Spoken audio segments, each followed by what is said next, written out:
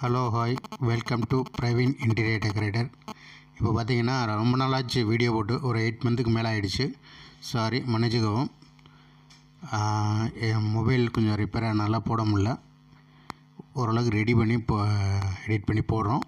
பாருங்கள், like and subscribe பண்ணுங்கள்.